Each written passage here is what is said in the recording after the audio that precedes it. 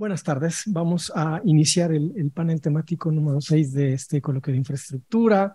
Este panel se titula Tecnologías, Infraestructuras y Urbanismo. Estamos en el Instituto de Investigaciones Filológicas en la sala de usos múltiples y este panel está constituido por 5 ponencias. Vamos a dar paso a las 2 primeras, después escucharemos 3 y voy a presentar rápidamente a quien estará a cargo de la primera presentación. Cada presentación será de 15 minutos y esperamos tener tiempo para un intercambio.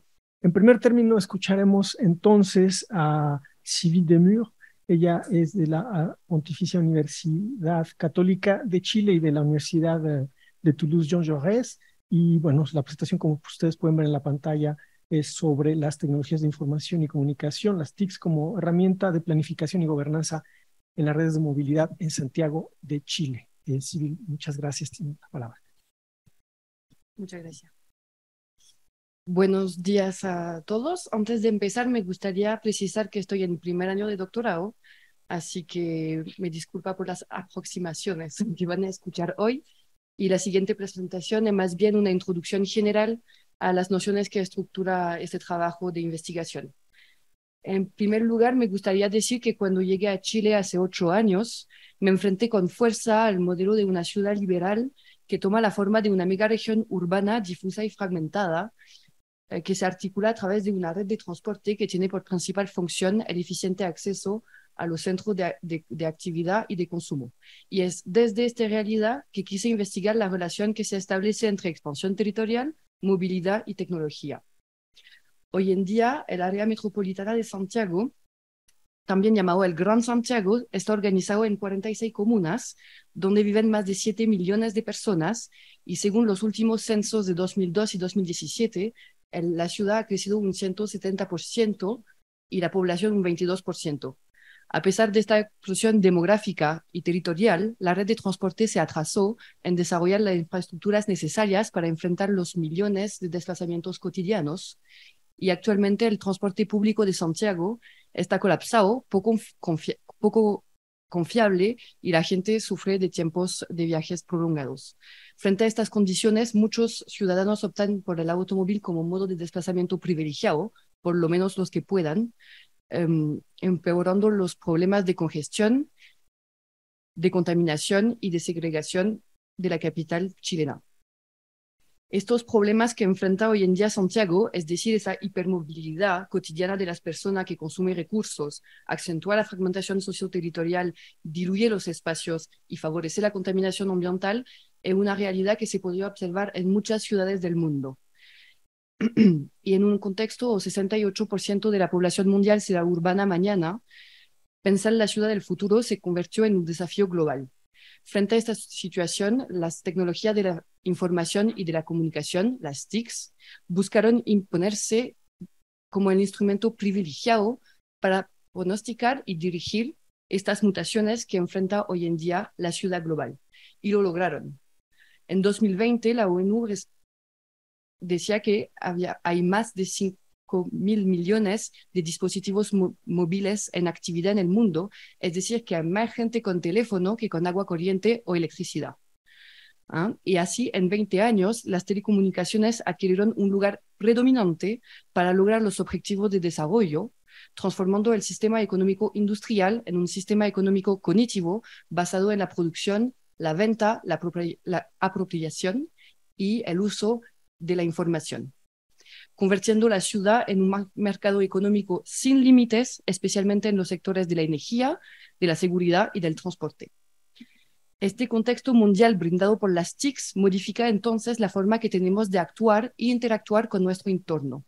Y bajo este famoso concepto de Smart City, las TIC transmiten una visión idílica de una ciudad más eficiente, más verde, más segura, más justa, sobre el único hecho de la optimización de sus sistemas.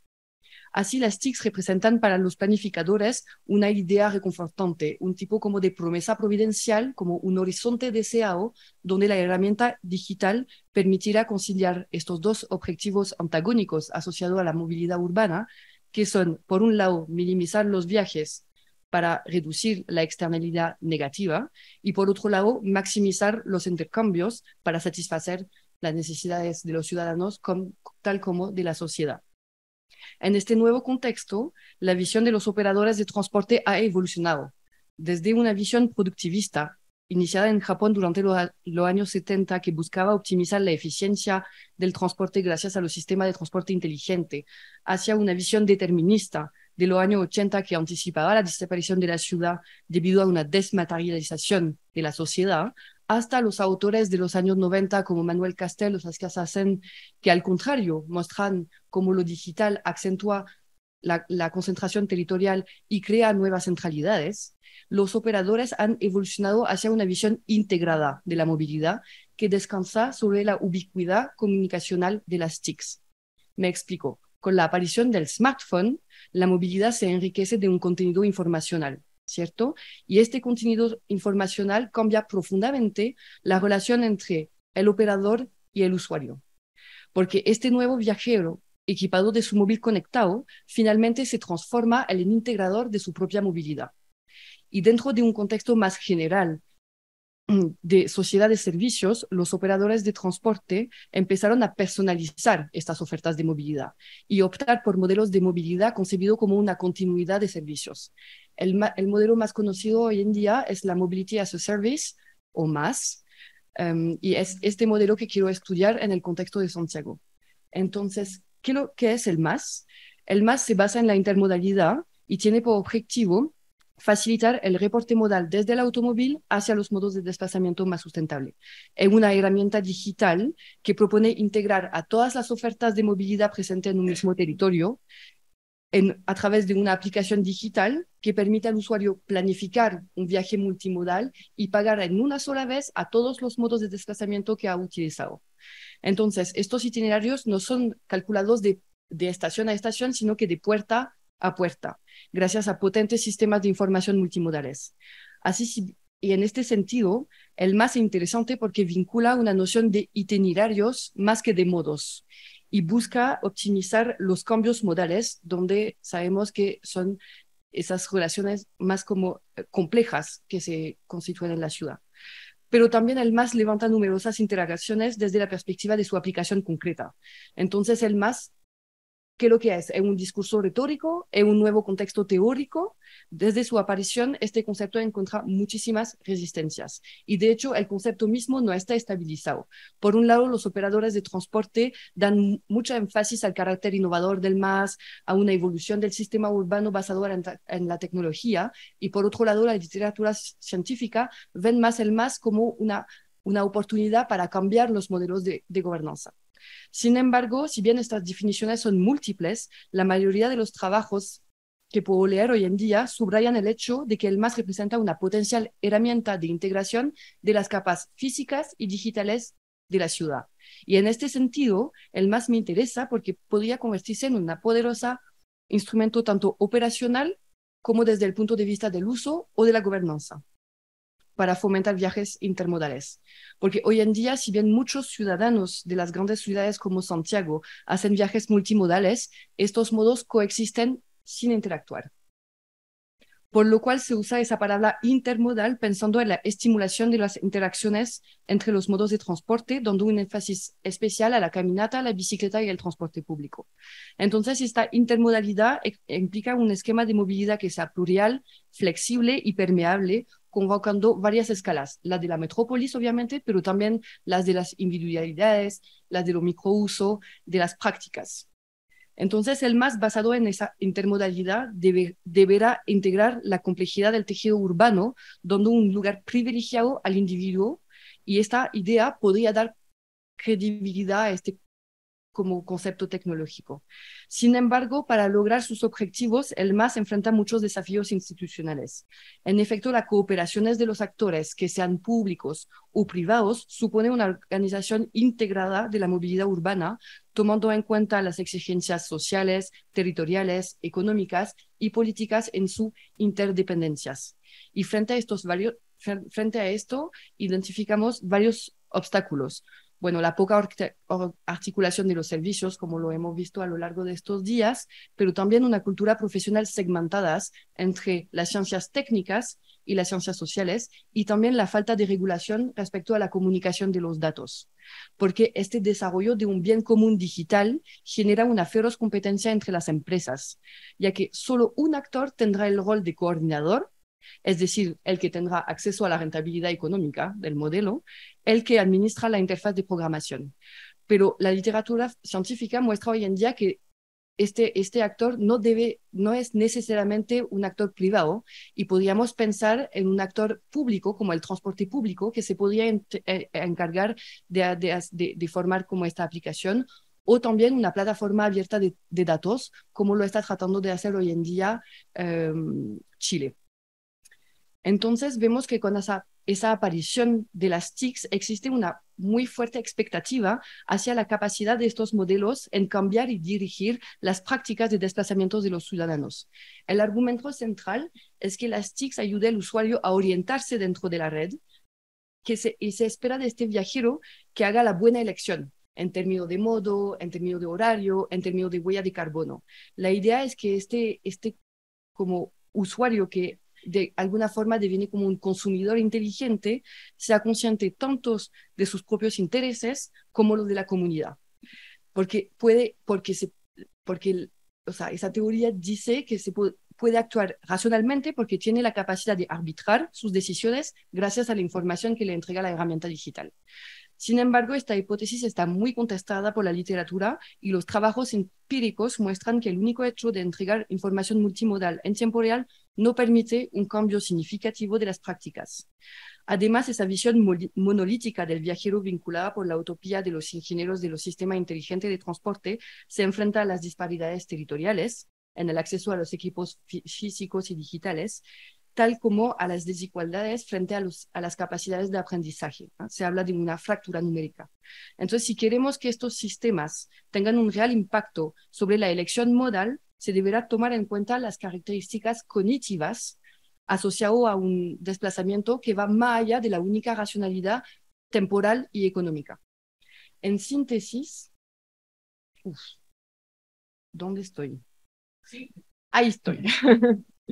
Perdón. En síntesis, se observa que el impacto de las TIC sobre la ciudad abarca 3 ámbitos específicos: la planificación territorial, la gobernanza de la ciudad y las prácticas individuales. Y la coexistencia de estos 3 ámbitos me parece una oportunidad para desarrollar un estudio transversal sobre la movilidad urbana, donde las TIC sería el eje principal de la investigación. Ahí voy a pasar muy rápido porque yo creo que ya se... No le voy a comentar eso, más encima yo creo que ya conocen los modelos de expansión de la ciudad latinoamericana. Solamente quiero decir que en el contexto de Santiago, este modelo de expansión territorial, que fue muy bien descrito por el modelo de Borsdorf o Barre-Riesgo, que es el que está acá, muestra que existe una relación muy fuerte que se establece entre expansión urbana, transporte y desigualdad. Y en esta situación, la eficiencia del sistema de transporte en Santiago se presenta como un desafío social y ambiental fundamental para el bienestar de los millones de habitantes que viven. Y a pesar de esto, las infraestructuras están desigualmente repartidas en el territorio metropolitano. Entonces, observamos que disminuyen a medida que uno se aleja de este cono de alta renta o de los barrios de altos recursos. Desde el punto de vista de las TICs asociadas al sector del transporte, si bien Chile cuenta con un importante despliegue desde los años 90, esta tecnología se enfoca principalmente en el control del tráfico y en la facturación de la autopista a través del peaje TAG. Y actualmente el sistema de pago integrado, que es la tarjeta BIP, que permite de usar el metro y los buses, es el único ejemplo de una herramienta digital que tenemos hoy en día para los usuarios. Entonces, la combinación de modo puede devenir una poderosa alternativa, como lo hemos visto, pero hoy en día Santiago no está adaptado ni en términos de infraestructura física, ni tampoco digital. Y desde el punto de la gobernanza tampoco está adaptado. El actual sistema se encuentra en el origen de una inercia administrativa que detiene actualmente los procesos de cambios.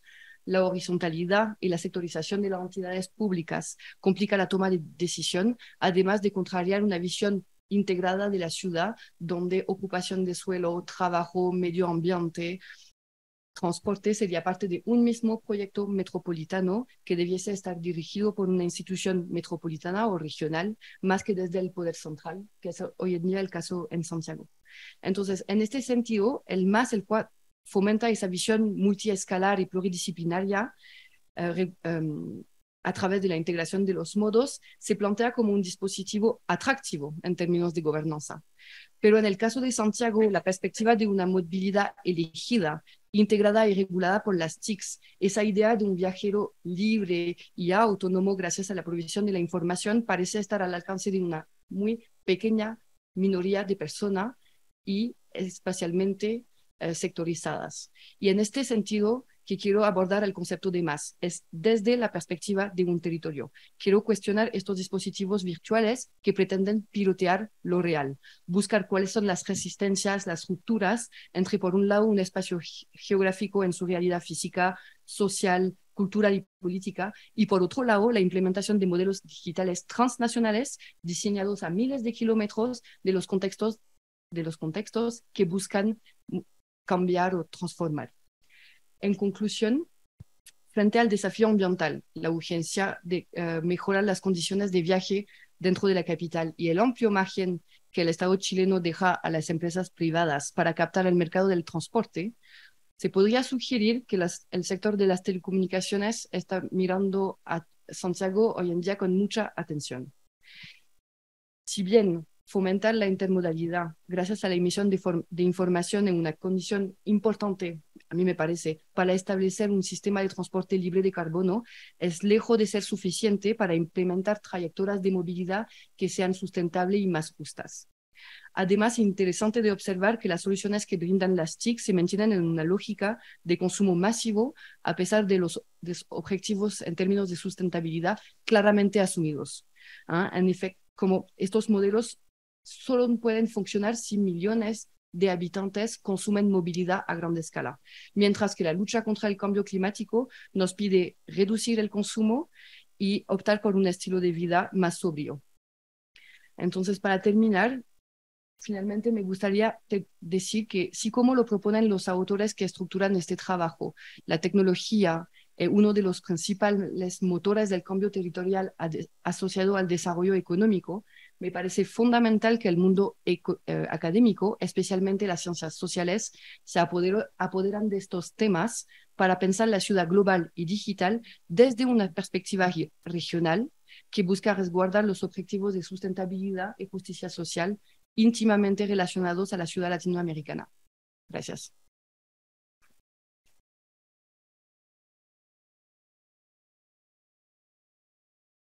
Muchas gracias, Silvi.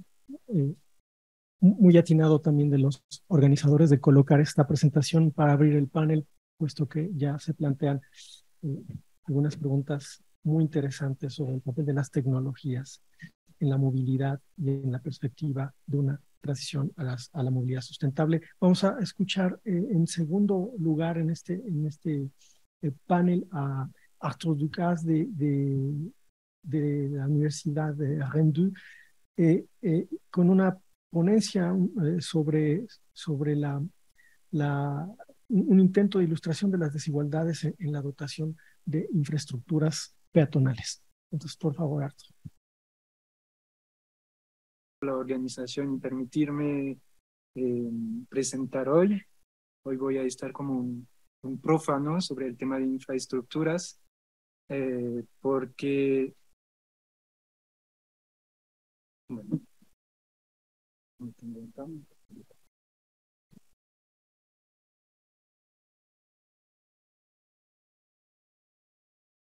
Porque soy más de geografía cultural y social, pero bueno, lo que me interesa básicamente es las relaciones entre caminantes y sus entornos urbanos y por lo tanto las experiencias de caminata.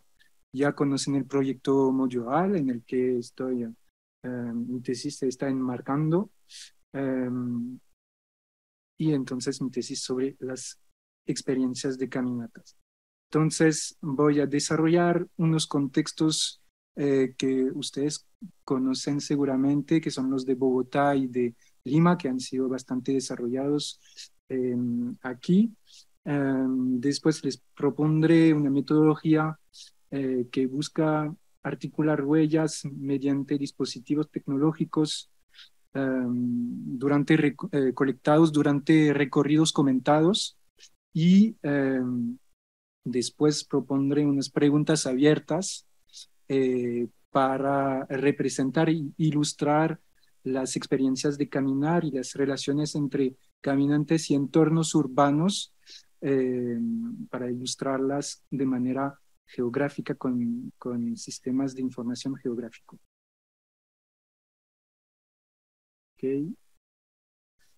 Bueno, estos mapas son como un poco de contexto, producidos por el proyecto Modural. Muestran los saldos de viajes en la mañana, muestran entonces que las partes de las ciudades que son muy excedentarias en viajes son las partes centrales donde se concentra más empleo y entonces que vienen mucho más de las periferias urbanas de estas metrópolis. Entonces, esta segregación de las funciones de las ciudades tienen como consecuencia la congestión vehicular al momento de ir al trabajo y la saturación de los transportes colectivos. Por lo tanto, en ciudades tan fragmentadas es siempre importante recalcar la omnipresencia de los peatones en los espacios públicos. Si nos asomamos en la última encuesta de movilidad urbana en Bogotá, recalcamos que durante una semana el 40% del total de viajes hechos en Bogotá están hechos solo a pie. Bueno, en Lima los datos son un poco más antiguos, pero muestran también esta prevalencia del modo peatonal en la metrópoli, con un cuarto de los desplazamientos cotidianos. Bueno, en estos mapas me parece importante este intento de representar la repartición espacial del caminar en estas metrópolis. A mano izquierda pueden ver donde se escoge más la caminata respecto a los otros modos en Bogotá. O sea, el reparto, la proporción de viajes hechos a pie en las UPZs de Bogotá, y sin gran sorpresa, o quizás con sorpresa, se ve que es en las periferias más alejadas que se camina más, donde hay menos oportunidades de transporte y donde también la calidad infraestructural peatonal es menor. En Lima, esta representación de la desigual dotación en infraestructura peatonal es más difícil. Se pudo presentar donde se tiene que caminar más hacia coger el primer modo de transporte, y se ve que están sobre representadas las partes donde más pendiente hay, y mayoritariamente en periferia de la ciudad. Bueno, los estudios sobre infraestructura peatonal vienen desde los años 90, los estudios de caminabilidad, pero en ciudades como Bogotá y Lima, los esfuerzos más contundentes son muy recientes. Aquí son los estudios de caminabilidad, entonces, que son estudios que intentan medir la oferta peatonal en términos de infraestructura para los habitantes. Aquí son solo estudios bogotanos y dos que salieron este año o el año pasado. Entonces presentaron repartición de la calidad infraestructural peatonal en Bogotá. Se ve que si bien son diferentes los colores, se ve que los resultados son parecidos. Acá es al nivel del tramo del andén, y entonces que donde la calidad infraestructural peatonal es más importante es en las centralidades de empleo, este eje centro-norte y centro-occidente. Sin embargo, si recuerdan los mapas anteriores, se camina mucho más en las periferias populares, donde la calidad infraestructural es menos importante, menor. Una ilustración en fotos de lo que puede ser una calidad de infraestructura peatonal deficiente, por ejemplo, en la foto de izquierda y la foto central en Bogotá, y en la foto de derecha en Lima, donde falta todavía el asfalto de la vía y también el andén. Entonces, esto trae consigo dos principales preguntas. ¿Cuáles son los impactos que tienen las diferencias de calidad de espacios públicos y de infraestructuras peatonales sobre las personas que se mueven a pie en las ciudades andinas? ¿Y cómo estas personas perciben estas infraestructuras, la calidad de estas infraestructuras, y cómo las practican y las superan? Entonces, la metodología que propongo es una metodología que se inspira mucho de los estudios móviles, de los métodos móviles que vienen desde el giro de la movilidad y de sociología urbana y el trabajo sobre las ambiances, las atmósferas, que vienen desde la sociología urbana francesa, que busca un poco añadir una dimensión afectiva sobre las relaciones entre caminantes y los entornos urbanos a los que se enfrentan a diario. Entonces, como lo entienden, busca articular prácticas de caminata con percepción y práctica de entornos urbanos y sus atmósferas. Entonces, incluye el tema de las visualidades, de los olores, de los ruidos, de las texturas del suelo, y entonces todo lo que hace sentido para una persona que camina. Entonces, esta metodología consta de dos fases: una fase de entrevistas semiestructuradas que fueron aplicadas a habitantes de 4 zonas en Bogotá y en Lima, 3 en periferias populares y una en el centro de Bogotá, y una fase de recorridos comentados que se dio con unos habitantes que habían sido entrevistados.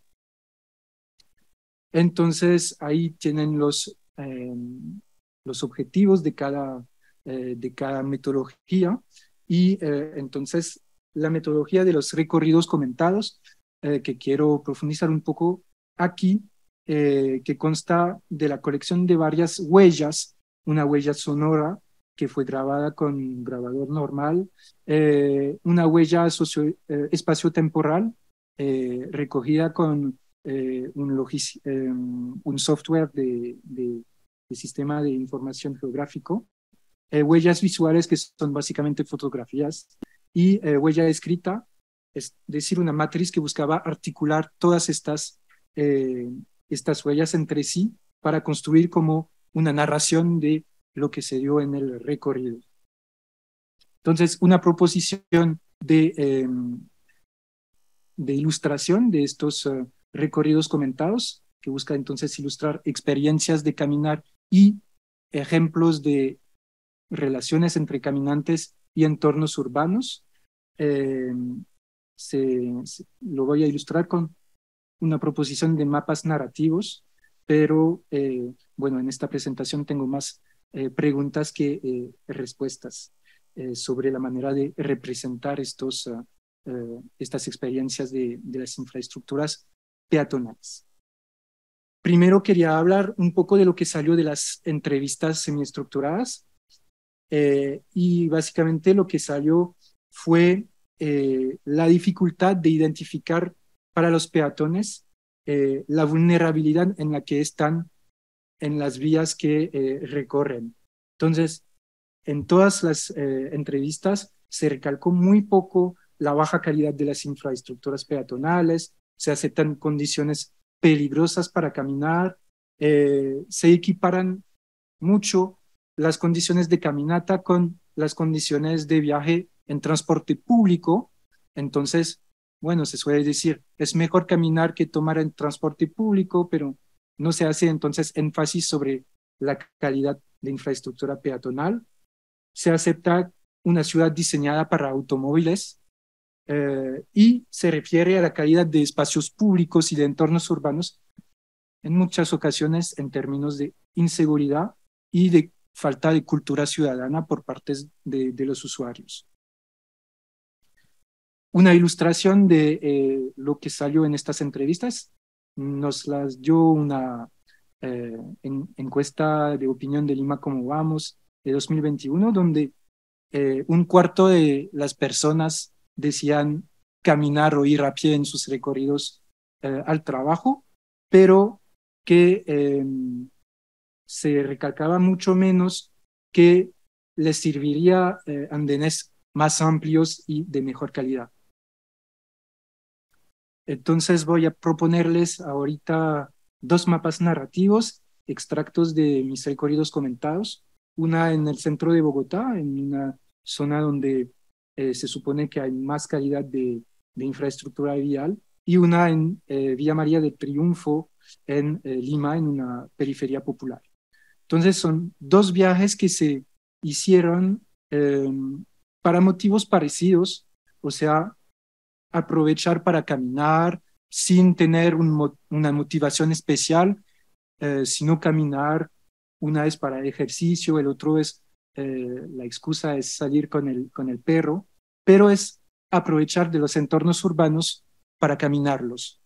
Bueno, sin embargo, uno duró media hora, se dio en un ámbito cercano, en el vecindario, y el otro se demoró 10 kilómetros.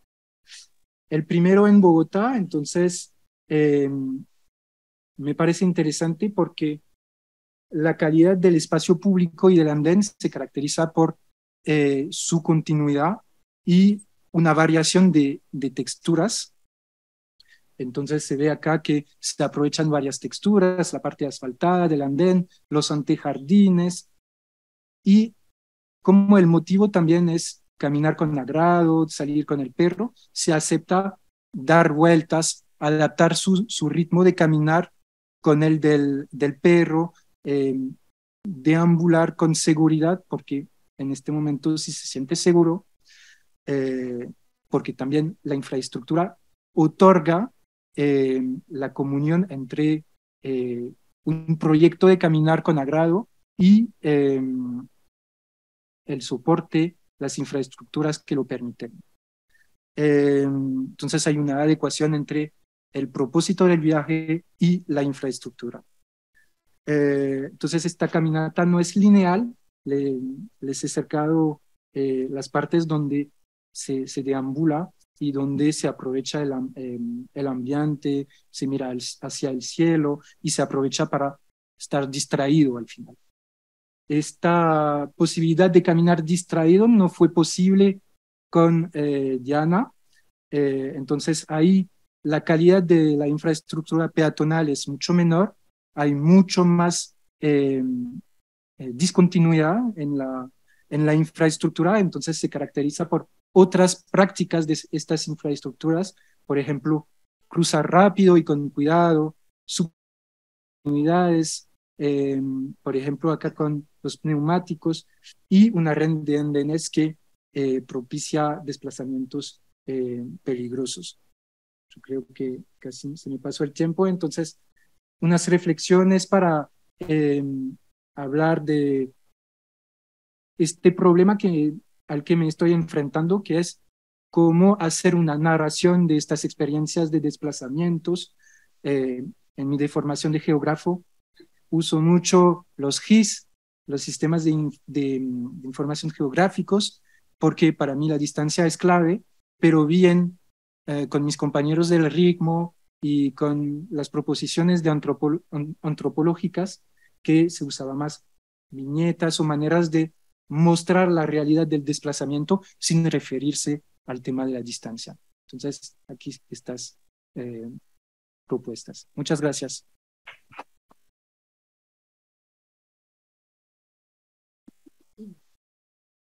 Muchas gracias, Arthur. Vamos a continuar con el programa.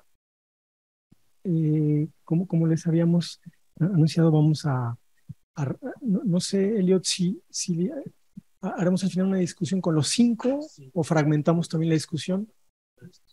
Ok, entonces vamos seguramente más adelante a pedirles nuevamente volver. Y ahora, pues, a la segunda parte de los integrantes del panel, les vamos a pedir pasar a la mesa a Israel Gutiérrez Alonso, Alfonso Valenzuela Aguilera y Luis Fernando Cruz, si es que está en la sala, por favor.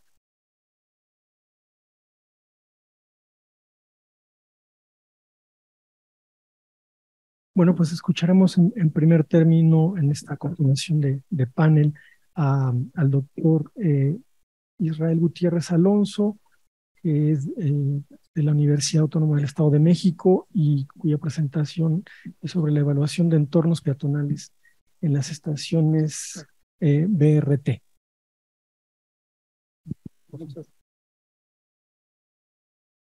Muchas gracias. Muchas gracias por la invitación. Y les voy a presentar una primera parte ya muy elaborada de un artículo que estoy presentando en la Universidad Autónoma del Estado de México, que trata sobre la evaluación de entornos peatonales en estaciones BRT. El espacio de análisis fue la línea 3 del Mexibus, que va de Pantitlán a Chimalhuacán. Esta línea tiene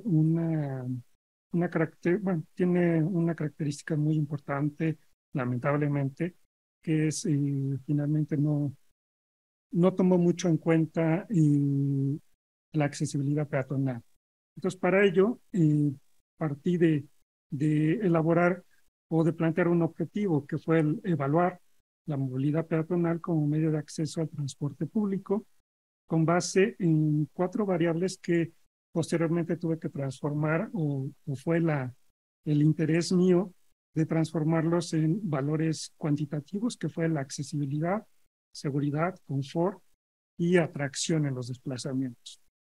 Y esto muy dirigido hacia las 28 estaciones y 2 terminales de transporte, en el cual traté de visibilizar las condiciones que presentan el medio, el entorno urbano construido y por el cual las personas, los usuarios, tienen o padecen ese tipo de espacio para acceder al transporte público. Es finalmente crítica la dependencia también del vehículo particular y de un sistema de transporte público desordenado. Y los componentes determinantes del entorno peatonal y que se buscó su análisis y que están enfocados a facilitar la movilidad a pie o, en este caso, la están restringiendo, son las características del espacio público, el entorno edificado y el funcionamiento del transporte motorizado. Esto trae consigo estos componentes que se establecieron en unidades espaciales para evaluar y planificar la movilidad, teniendo en cuenta aspectos urbanos, ambientales, socioeconómicos y modales.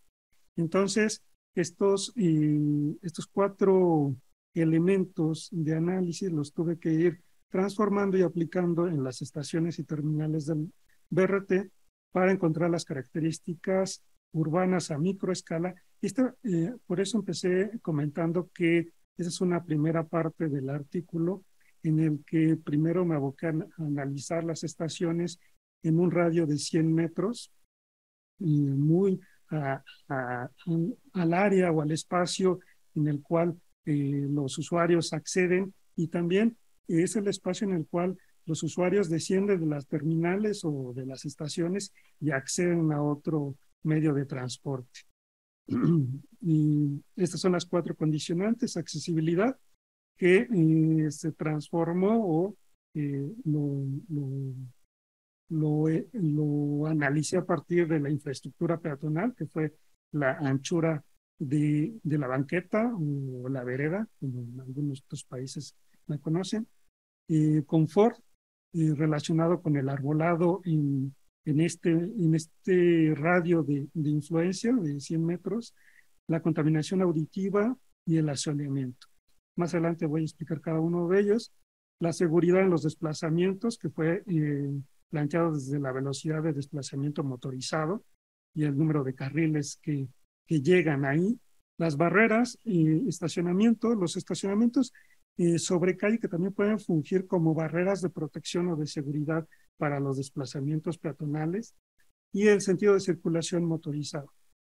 Además, el de atracción, que fue planteado desde la densidad y diversidad de las unidades económicas. Para ello se desarrolló estas tablas en las cuales planteo la accesibilidad en la sección peatonal, seguridad en la fricción modal, en el estacionamiento en calle y sentido de circulación, y el de confort expresado en la densidad del arbolado, el ruido y el asoleamiento, y el atractivo con respecto a las densidades comerciales. Para ello se transformaron en valores cuantitativos para establecer niveles de calidad peatonal. En esta segunda tabla están 5 niveles de calidad peatonal que corresponden a valores cuantitativos de cada uno de estos parámetros. Porque en este sentido el artículo busca plantear de forma un poco o con menos sesgo de alguna interpretación que se pueda tener en valores cuantitativos, y por los cuales se pasó un análisis a las 28 estaciones y 2 terminales con el objetivo de encontrar qué tan accesible es cada una de ellas, cómo interactúa con su medio circundante próximo, y también cómo el grado de accesibilidad o de facilidad que pueda tener los peatones para acceder a este medio de transporte público.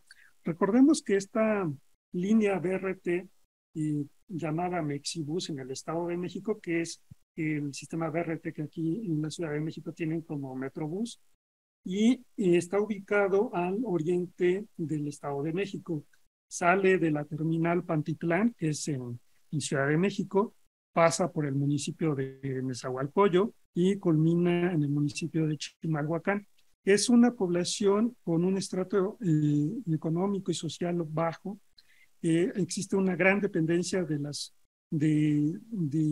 fuentes de trabajo en la Ciudad de México o municipios a su alrededor, y por lo tanto la población tiene una necesidad muy importante de trasladarse, y obviamente se buscó en la implementación de esta línea BRT que se pudiera ordenar en mayor medida los desplazamientos en transporte público, pero lamentablemente no existió una planeación o no se llevó a su ejecución en cuanto al ordenamiento del transporte público sobre el corredor que pasa esta línea BRT, y por lo tanto el BRT tiene que competir con el transporte público concesionado, con el transporte público informal y obviamente con el contexto, el entorno construido, y por lo tanto la población que sí lo usa, que sí usa este sistema, pero que lamentablemente tiene que sufrir este acceso al BRT, y por lo tanto se ha vuelto un espacio peligroso, un espacio en el que suceden múltiples accidentes y en el que la población no se siente cómoda y realmente lo usa porque es una necesidad de desplazamiento. Este mapa muestra el trazado del sistema, en el cual, vamos a decir de izquierda a derecha, se encuentra primeramente la estación Pantitlán en Ciudad de México, y el primer tramo, cerca de 2 estaciones me parece, se contemplan en el municipio de Nezahualcóyotl. En él se ubican, para finalizar en este análisis, aunque analicé todas las estaciones y terminales, nada más les voy a presentar las 4 estaciones con mayor demanda y las 4 estaciones con menor demanda, como para hacer una comparativa en cuanto al nivel de accesibilidad peatonal. las estaciones con mayor demanda se ubican en el municipio de Nezahualcóyotl y la terminal en Pantitlán, y las de menor demanda se ubican en el municipio de Chimalhuacán. Esto trae consigo o representa que, por ejemplo, un municipio como Chimalhuacán, que carece de las posibilidades de movilidad diversas para poder trasladarse dentro de su municipio o al exterior del municipio, resultan ser las más castigadas, ¿no? Porque es en ellas en las cuales existe una menor demanda, pero también existen las peores condiciones para acceder a este sistema BRT. Estas son primeramente las 4 estaciones y la terminal Pantitlán, 3 estaciones y la terminal de Pantitlán en Ciudad de México, con, digamos, una mayor demanda de flujo peatonal, pero como podemos ver, estas estaciones se encuentran en muy mala calidad de acceso peatonal, y lo cual trae consigo que al existir una mayor demanda de flujo peatonal y baja calidad, porque se ubican básicamente en el estrato de nivel de calidad 3, 4 y hasta 5, entonces, por lo tanto, este funcionamiento que debería de ser bastante óptimo para la población y de esta manera fomentar su acceso, porque finalmente los usuarios acceden peatonalmente, pues se pierde y trae consigo o ha traído consigo una diversidad de accidentes que la población lo padece. Y eso también se ha traducido en cierto pues recelo de la población hacia estas condiciones. ¿Por qué? Porque se puede apreciar en una comparativa con el funcionamiento del Metrobús aquí en Ciudad de México, y existen diversas situaciones que, comparadas con el Mexibus, al menos en esta línea 3 en el oriente del Estado de México, pues no tienen características semejantes en cuanto a, por ejemplo, la calidad de los materiales. Por último, estas 4 estaciones que están en el municipio de Chimalhuacán, que son las de menor demanda, pues también tienen características de accesibilidad muy bajas. Están en el 5, en el 4 y algunas en el 3. De estas 28 y 2 terminales, ninguna se encontró cerca de la calidad 1, que sería como la óptima para los desplazamientos peatonales, y siempre empezaban o caían en la calidad 3, 4 y 5, lo cual pues resulta ser bastante problemático para el funcionamiento de esta línea. Ya como conclusiones, los resultados mostraron que la mayoría de los entornos no cumplen con los niveles óptimos de calidad peatonal.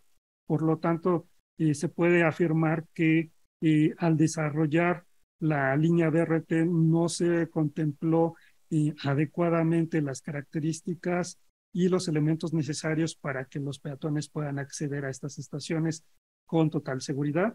El incumplimiento genera inseguridad vial, tráfico, accidentes y una imagen urbana deteriorada.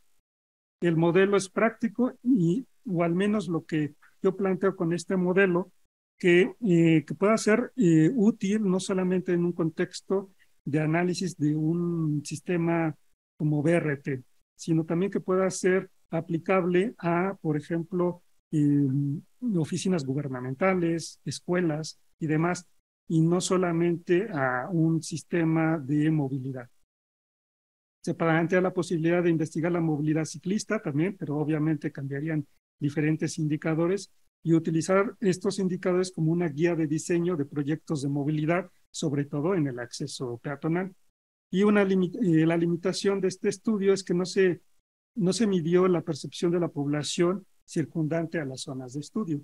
Y tal vez esto podría robustecer el análisis en cuanto a conocer cuál es la percepción muy directa de este sistema para la población y su funcionamiento. Eso sería todo. Muchas gracias.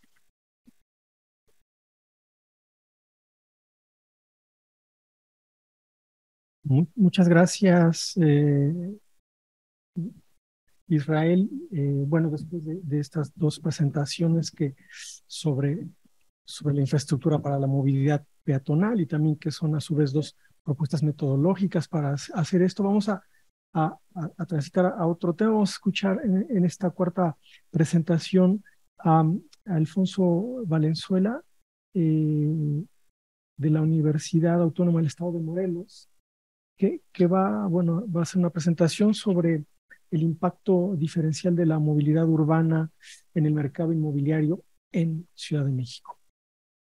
Entonces, si ya está la presentación.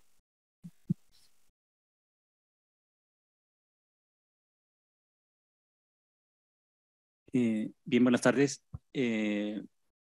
Voy a presentar también a nombre de mi colega Guillermo Romero, que ahorita no puedo llegar. Y el enfoque que le voy a dar a la presentación a lo mejor puede ser que sea a nivel macro.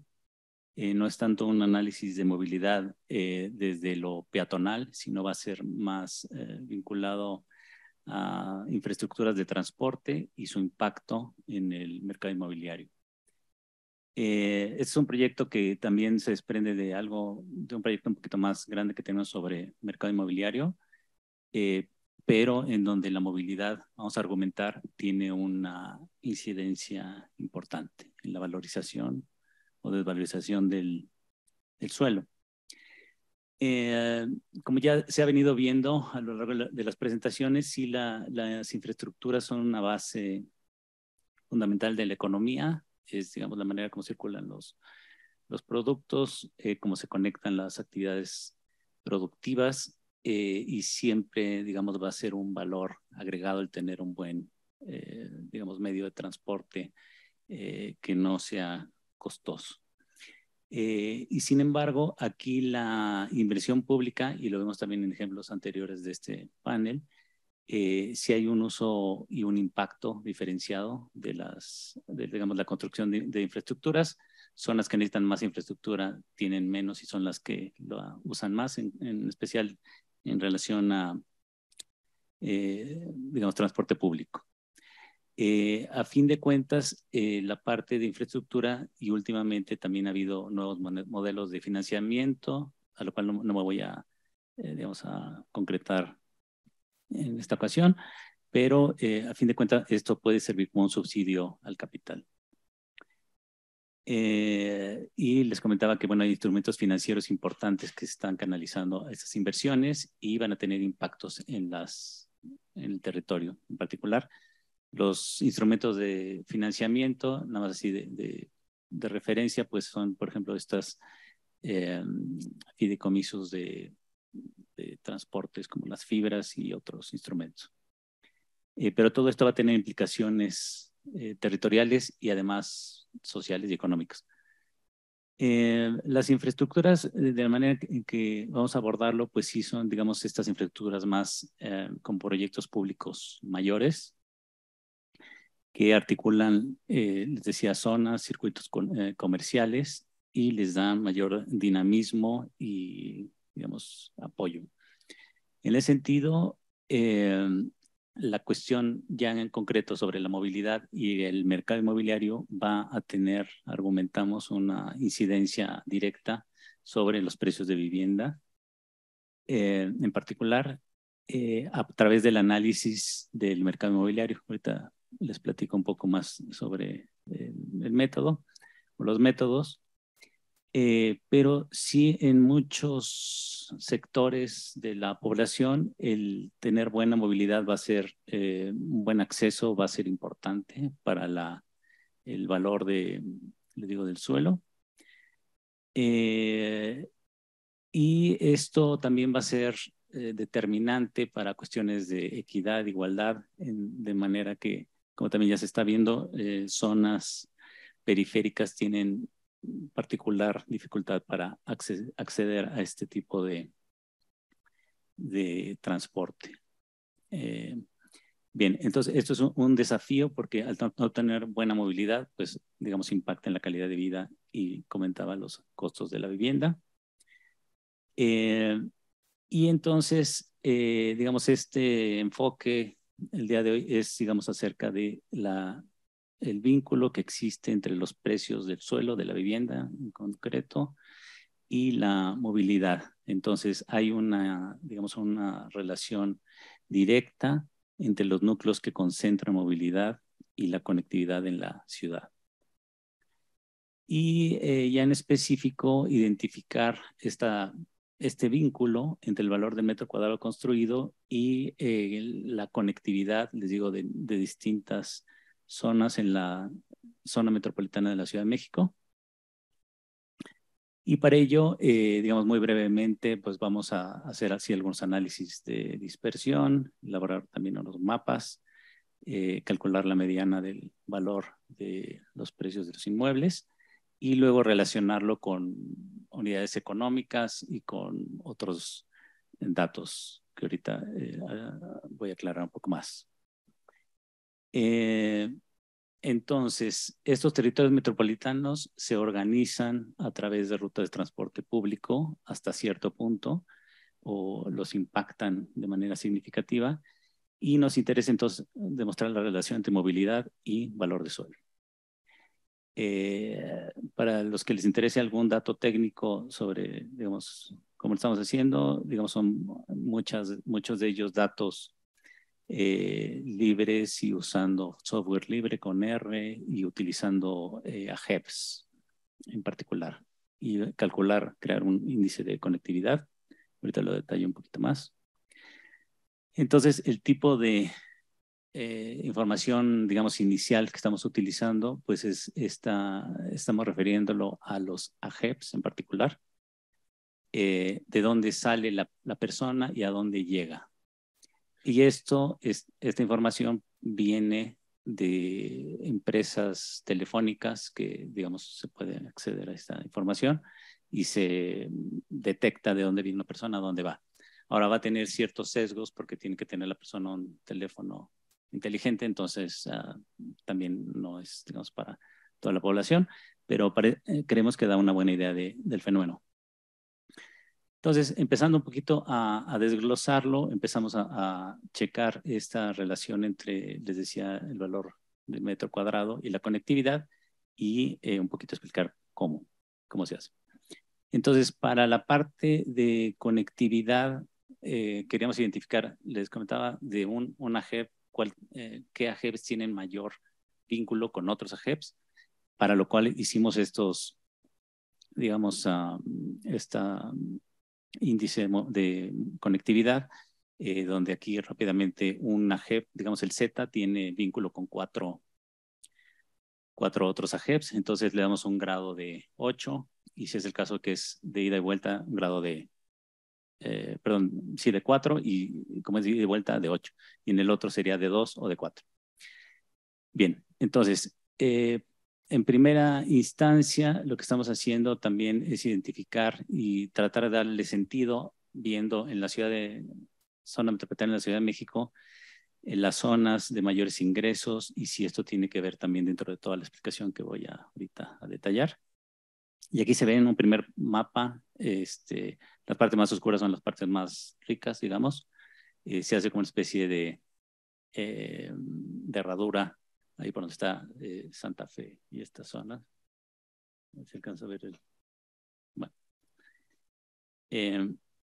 Y bueno, aquí ya utilizando, les digo, estos datos salidos de compañías telefónicas, se aprecia de dónde salen y a dónde llegan. El azul es de dónde salen y el rojo a dónde llegan. Esto no es para explicar un poco cómo va armado. Y ahorita vamos a llegar un poquito más a detalle para que se alcance a distinguir qué hay allá abajo de estas líneas. Entonces, un primer resultado es de la gente, cómo digamos, qué lugares tienen mayor conectividad dentro de la ciudad. Y bueno, en este primer enfoque que es Ciudad de México, se alcanzan a ver que hay mucha conectividad, hay mucha gente circulando hacia el aeropuerto, hacia las colonias del centro de la ciudad en particular, a Ciudad Universitaria, a la central de abastos, que es a la derecha al nivel medio, al central de Abasto y Chapultepec. Entonces, aquí se empieza a ver una primera configuración de cómo se mueve la ciudad.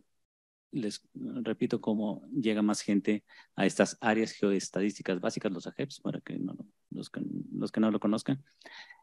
Y entonces ya sabiendo por dónde circula la gente o dónde son los núcleos de mayor concentración, digamos, de conexiones, utilizamos estos datos que son sobre precios de suelo a partir de una compañía que se dedica a sacar estos precios de suelo, que es una que se llama Softec. Y entonces logramos sacar registros, trabajar con 26,000 o 25,000 registros por ahí, y donde se ve mayor concentración, ahí es donde, pues, digamos, tiene mayor valor el suelo. Digamos, un poquito más de mapas donde se ve un poquito más esta concentración de valor de los inmuebles, pero, digamos, este no va a ser el enfoque, sino el de la conectividad, ¿no? Conectividad y valor de inmuebles. Y aquí en esta gráfica de expresión se ve un poquito la tendencia. No es impresionante, pero sí se ve importante entre valor del metro y conectividad. Y este ya es como de los mapas que resumen, yo creo que se ve más claramente. Entonces, cómo aquí le está la clave de colores en ese cuadrito, donde se ve el valor por metro cuadrado y la conectividad, y pueden ver, por ejemplo, los que están en oscuro, azul oscuro, pues tienen buena conectividad y también valor de suelo alto, y en cambio los que son claritos grises, que sí se puede ver justamente en las periferias, tienen poca conectividad y poco valor de suelo. Y va a haber varias, digamos, distintas explicaciones, lo cual también no va a ser instantáneo e intuitivo, sino que habrá que meterse adentro, ¿no? Entonces, esas son las primeras aproximaciones que estamos haciendo.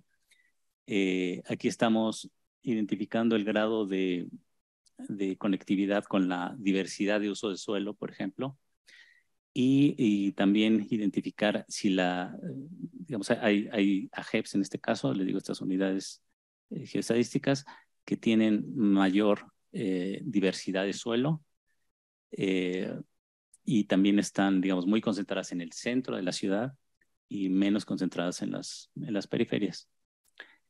Y finalmente este es valor del metro cuadrado con los usos de suelo.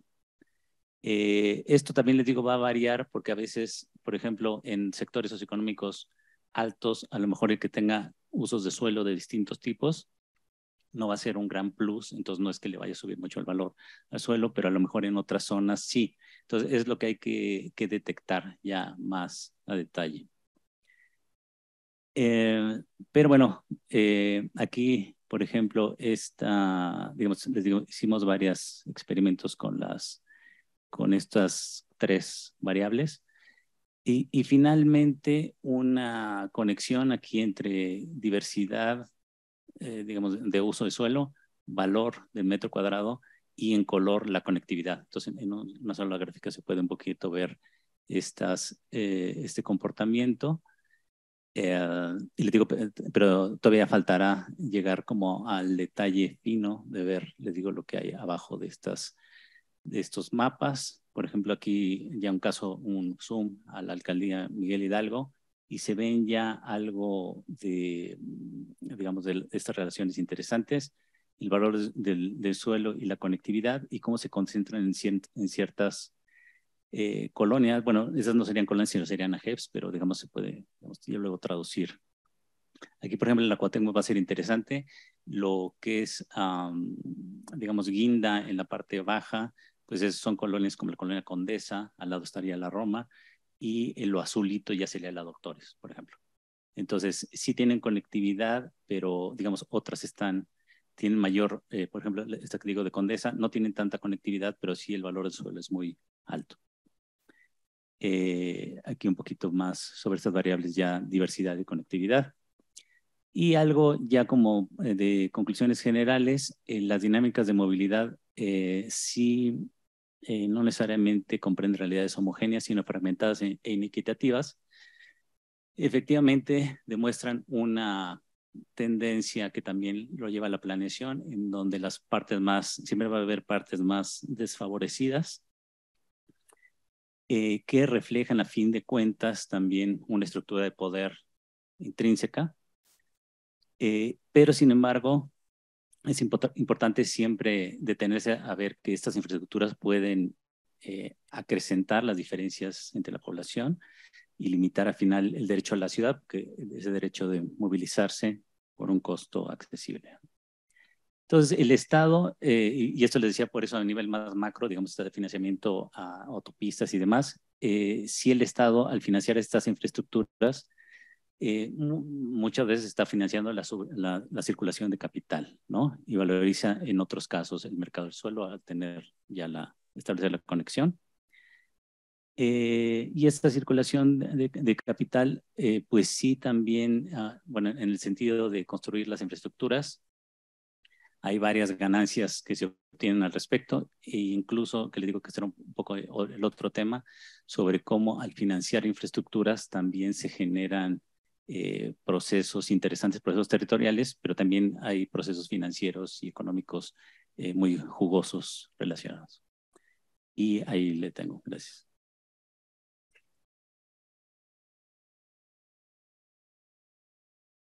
Muchas gracias, Alfonso Valenzuela.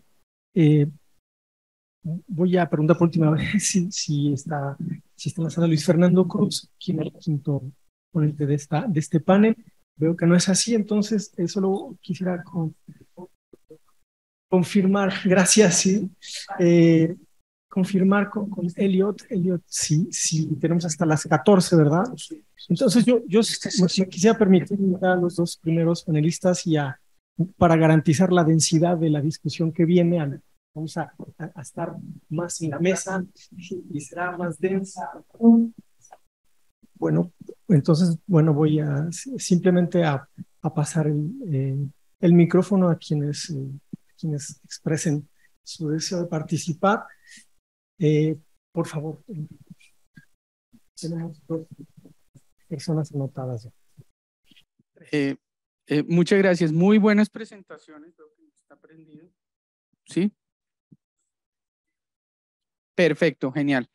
Muchas gracias. Excelentes presentaciones. La pregunta es para Arthur.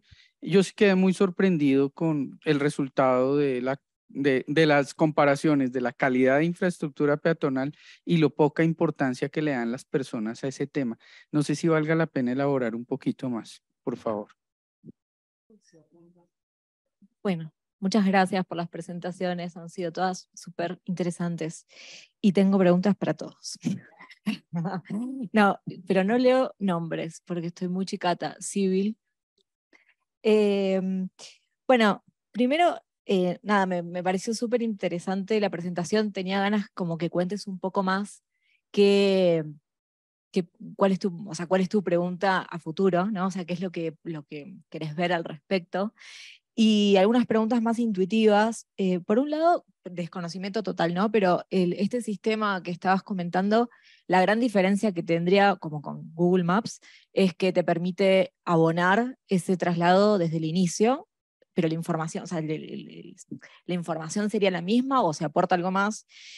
Y vinculado a eso, y un poco todas las tensiones que planteabas, creo que, al menos desde la experiencia de Buenos Aires, donde yo vivo, que se incorporaron algunas tecnologías de inteligencia para mejorar la experiencia del transporte de los usuarios y de las usuarias, generan también otras desinformaciones que quizás son interesantes como para pensar, y quería ver cuál era tu opinión, como por ejemplo, o sea, implica un aprendizaje para todos los usuarios a incorporar estas nuevas tecnologías y que empiezan a descartar las formas previas de cómo conocíamos y usábamos el transporte, que cuando de repente entran en crisis, que es muy frecuentemente, porque la ciudad analógica entra en crisis frecuentemente, esas tecnologías no nos dan otras alternativas, entonces quedamos como en un suspenso, en un mundo medio en suspenso para poder resolverlas.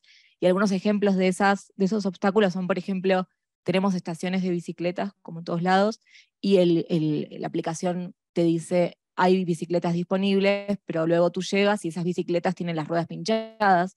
Entonces tienes que tener la capacidad de generar estrategias inmediatas y con un tiempo con el que no pensabas que ibas a contar para desarmar esos recorridos.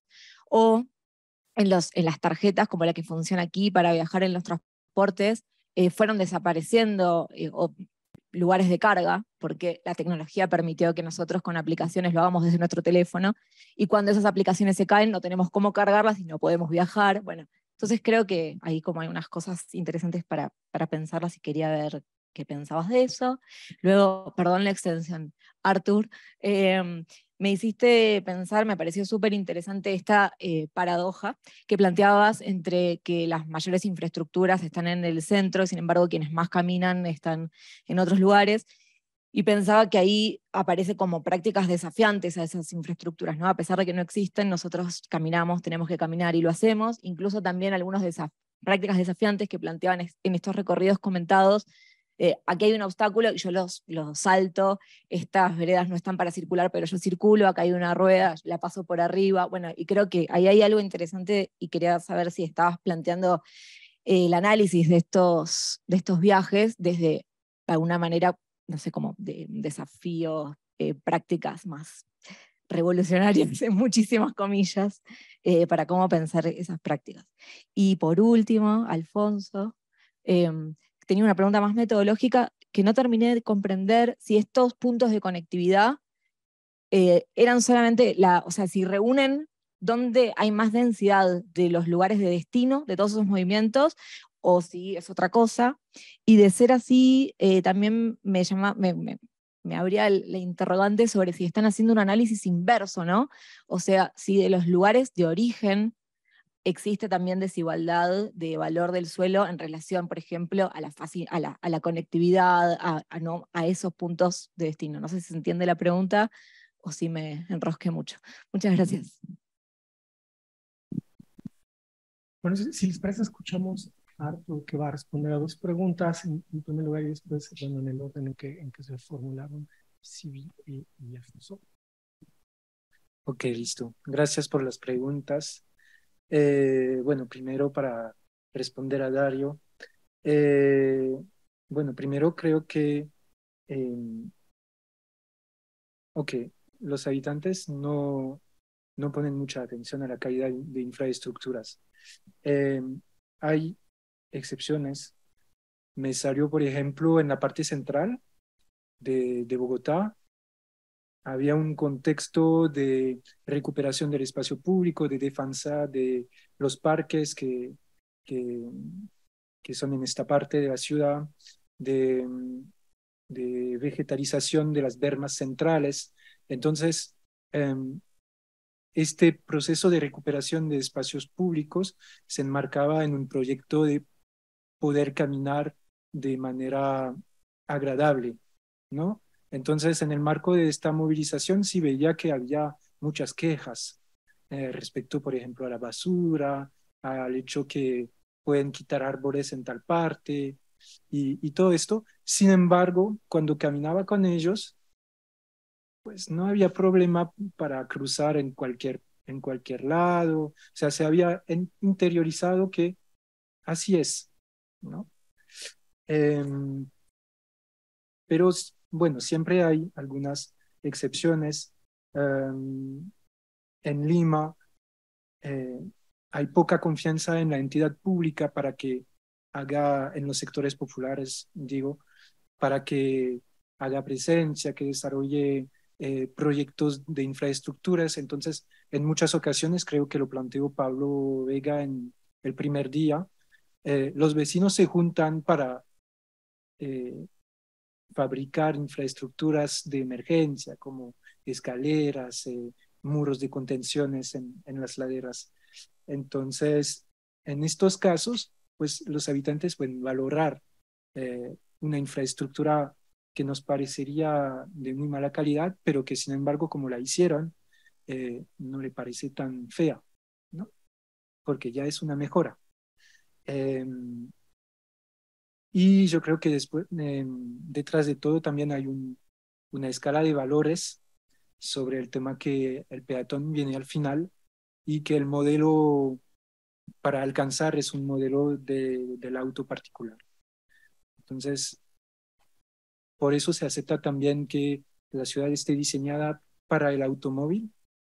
Y entonces eso salió en todas las entrevistas, que el buen peatón es el que respeta las señales y el semáforo rojo, ¿no? Como aceptando que es un vehículo como otros, que el peatón es un vehículo como otros y que entonces tiene que hacer en un espacio donde es más vulnerable y donde es el carro el más importante.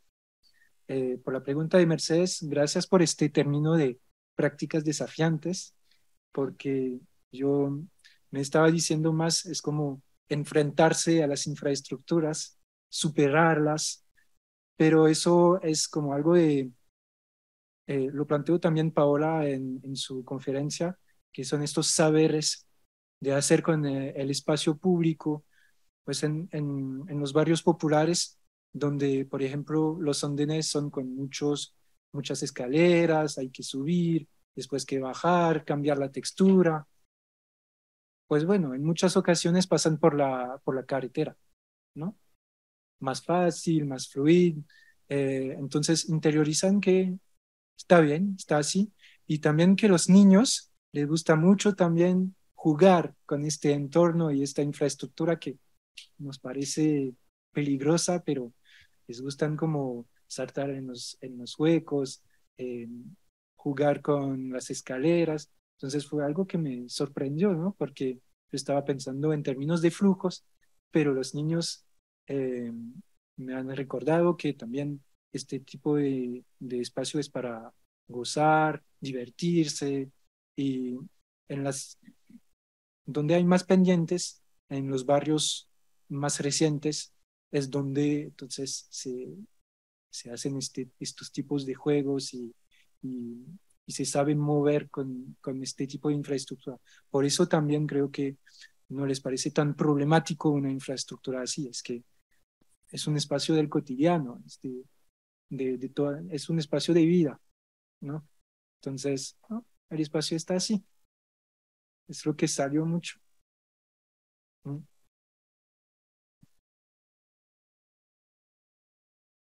Gracias, Mercedes, por tus preguntas.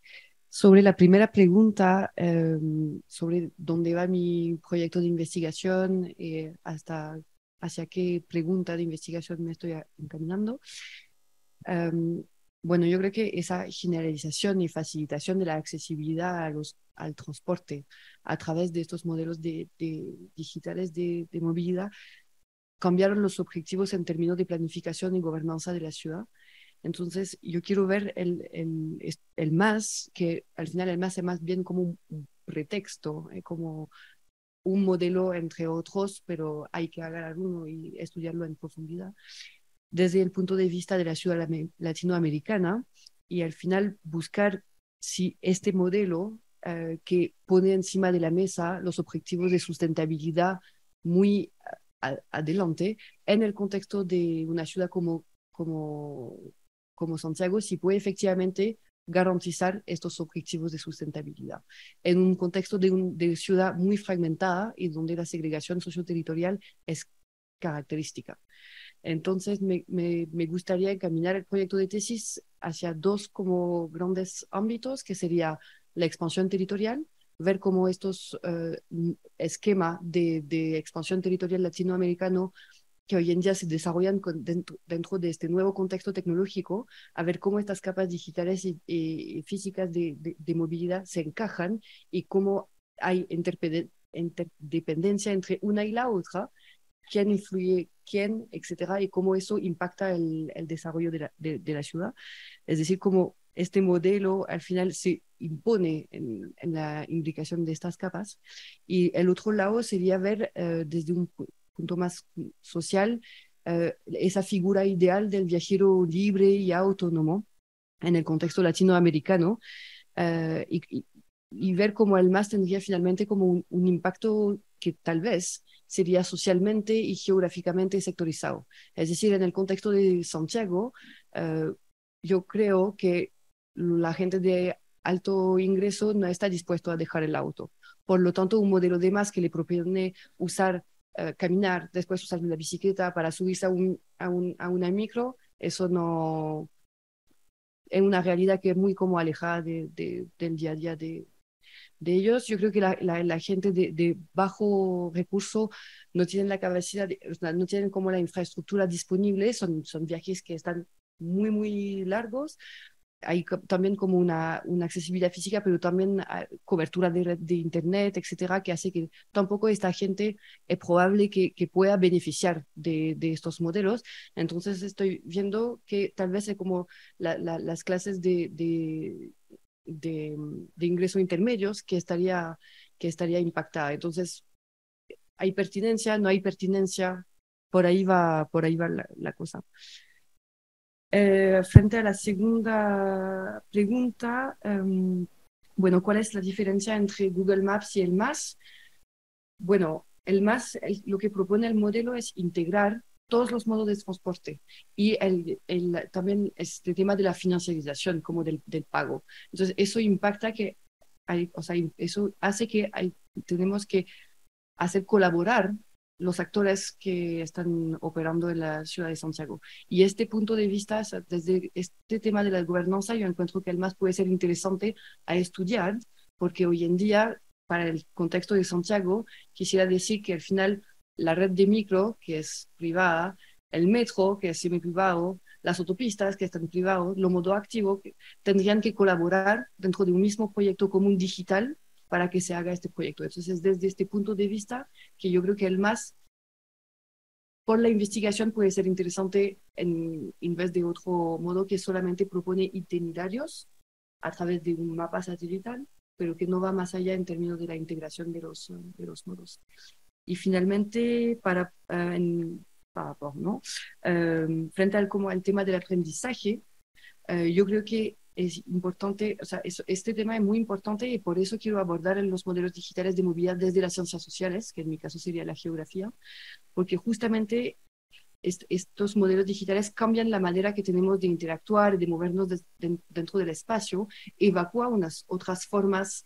Por ejemplo, Arthur, cuando habla de estos caminos peatonales, estas sensaciones textil, de visual, de oído también, cuando estamos así sobre nuestros celulares, se evacúa todo esto. Estamos solamente buscando, o sea, siguiendo un itinerario que nos entrega la herramienta digital, sin finalmente interactuar con todo el resto. Entonces, obviamente hay como una evolución de nuestra manera de aprender todo el entorno que está cambiando fundamentalmente y que me parece muy importante de estudiar y de ver.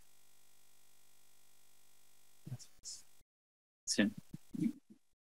Igualmente, gracias por la pregunta. Sí, digamos, ¿cómo se construyen digamos, estos puntos de conectividad? Si son de ida y regreso, si son de origen y destino, ambos, ¿no? O sea, hay gente que va y viene a ese mismo AGEP. Entonces, aquí hay un poco un detalle, que los datos que disponemos de teléfonos, pues estamos suprimiendo ya el detalle de decir exactamente dónde salió, hacia dónde llegó, porque eso es delicado y puede ser complicado. Entonces, esa información se agrupa dentro de la JEP, que es un área geostática como de unos 5,000 personas más o menos, y entonces ese es digamos, el punto de base, pero entonces son destino-origen. Ahora, se pueden separar, ¿no? O sea, digamos, nada más enfocar el destino, ¿no? A dónde van.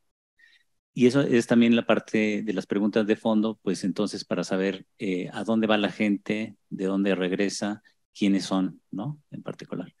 Y ese es un poquito ya el análisis más cualitativo, pero que todavía tenemos pendiente, ¿no? O sea, ahorita estamos jugando un poquito con los datos y esto y ver cómo qué es lo que pasa, pero sí falta ya aterrizar, les digo, la parte cualitativa y ver, pues sí, las cuestiones más causales de lo que ahorita estamos observando. Entonces, sí va a ser importante, sí, digamos, trabajar un poco con las limitaciones que tiene la información. Entonces tenemos esta información que son teléfonos celulares que están geolocalizados, digamos, y que se puede detectar a dónde va y regresa la gente, pero no se sabe si va en transporte público o en transporte privado. Entonces se puede medio inferir, pero digamos, tenemos que estar jugando con informaciones que tendrán que ser complementadas para que agarren sentido, ¿no? Sí. Pues. Gracias, Alfonso. Tenemos, adelante, pero necesita el micrófono. Sí, y usted, sí, son las últimas 3 más 4, muy rápido. Voy a tratar de ver si puedo encadenar toda la cosa, no sé si me va a salir, pero para ser breve. En principio, estoy encantada, los felicito a todos por los trabajos. Me parece que señalan un punto central, que es que esta revolución digital se basa en un nuevo dato espacio-temporal que entonces revoluciona el campo de estudio de la movilidad. Esto es una realidad, tenemos un dato que antes no existía. Eso implica un desafío grande porque hay que ver, modifica las fuentes de información, yo ahí les iba a preguntar, ¿no?, de dónde tomaron fuentes, los actores que intervienen, digamos, ¿no?, cuáles son los actores que intervienen y los saberes con los cuales se pueden manejar estos datos. Porque entiendo que seguramente Alfonso lo que sabe hacer, no sé si muchos de nosotros lo sabemos hacer acá, ¿no? O sea, esta es una pregunta interesante y lo que me parece súper interesante, aparte que este dato espacio-temporal dialoga necesariamente con una metodología que está viéndose lo importante que es la del análisis espacial para comprender esta nueva información. En torno a esto, algunos ejemplos, porque esto implica también nuevos actores y tenemos que estar como muy abiertos a complementarnos, digamos, ¿no?, entre los saberes nuestros y no por ahí dar por supuestas cosas. Porque vos decías, Civil, que bueno, había un tema de que estos desarrollos tecnológicos venían como del norte, y esto no es tan así, porque, por ejemplo, en Chile, la empresa que está desarrollando el MAS es Wallaby, que lo está desarrollando para toda América Latina, y es una startup de origen argentino, ¿sí? Que de hecho hay que entender también que estas startups de aplicativos no funcionan si no reciben información de las empresas y del Estado. ¿Por qué? Porque vos no tenés un recorrido de una ruta si no te lo informó el Estado y las empresas de colectivo, ¿se entiende? Porque vos tenés que poder identificar esa señal con una unidad de vehículo, con un ID, y que pertenece a una línea. Entonces, vieron que esos talleres que yo mencioné el primer día de sistemas de información y demás, apuntan a que tenemos que pensar la cadena de valor del dato y de la información, porque se origina en una interacción entre el Estado y las empresas de colectivo, con las empresas de aplicativo, pero luego el dato que sale, que es el que usó Alfonso, hay que pedírselo a un privado. No sé a quién vos se lo pediste, ¿no? Sí. ¿Visto? Se lo pediste a un privado. Entonces, ahí me parece que hay un tema importante de observar la cadena de valor del dato, porque el dato hoy en día es una mercancía, es un valor. Y también me parece súper importante el uso de las encuestas de movilidad domiciliaria, como en el trabajo de Artur muestran que arrancó de una contextualización, digamos, ¿no? De ver dónde están las zonas que se caminan, cómo son. Y esa fuente surge de las encuestas de movilidad domiciliaria que hoy tenemos en todas las ciudades de América Latina y no las estamos estudiando. Y miren lo rico que es con la interacción después de las técnicas cualitativas. Esa pregunta, ¿cuánto caminó? Nosotros le estamos trabajando en Argentina para hacer comparable el dato en las 10 ciudades de Argentina que tienen en modo en un mismo año y dar una línea de base. Esto podríamos hacer, pues esta pregunta está en todas las en modo, podríamos hacer estudios comparativos para toda América Latina y después combinar con técnicas como la de Israel, que analiza ahora lo zonal, ¿no? Cómo es la caminata en el entorno de acceso a los BRT, y no solo al BRT, sino a las escuelas y hospitales, ¿no? Porque hay una cuestión de ir conectando esa caminabilidad con no no ejes, sino como con los centros atractores. Nosotros venimos haciendo un trabajo en la universidad con los alumnos de geografía, en colaboración con una asociación de la sociedad civil que defiende los derechos de las personas con discapacidad, y como parte de la materia de sistemas de información geográfica, levantan el estado de las calles en torno a los hospitales y a otros centros atractores, pero también trayectorias. Ven dónde los deja el transporte público y cuáles son las calles por las que tienen que llegar. O sea, hay un complemento de la noción de trayectoria más quali, digamos, con este tipo de análisis espacial. Yo creo que la combinación de métodos nos va a dar muchas potencialidades. El tema de los problemas de diseño del BRT se ha replicado en todas las ciudades de América Latina. O sea, es un tema que tenemos en común, ¿sí? Ahora, ese modelo de BRT estuvo muy cabildeado por una empresa, que es Embarque, para volver ahí al punto con Alfonso, que está integrada por capitales de las empresas de colectivo, ¿sí? O sea, este beneficio que vos decís diferencial, no solo de la apropiación del valor del suelo y demás, sino también de los mercados que concentran los mayores flujos de viaje. También dentro de las empresas de transporte hay más beneficiados y menos beneficiados, porque después los otros servicios atienden mercados con menos interés, digamos, de rentabilidad, digamos, ¿no? Entonces me parece súper importante la potencia de esta revolución del dato espacio-temporal que tiene para los estudios de movilidad, retomando, digamos, ¿no?, hasta una nueva metodología de análisis espacial combinada con todo el otro bagaje de técnicas que hemos acumulado para revalorizar preguntas muy estructurales, ¿no?, de nuestra desigualdad estructural latinoamericana compartida por todas nuestras ciudades. Yo creo que estamos a las puertas de una enorme oportunidad de generación de conocimiento. Y a este respecto vuelvo al punto de que, por ejemplo, yo estoy insistiendo con mis alumnos en el programa de Transporte y Territorio en Geografía, de que hagan cursos de QR y todo esto, porque los programas de la universidad pública no lo incluyen. Incluyen los GIS, pero estos pibes se quedan atrás.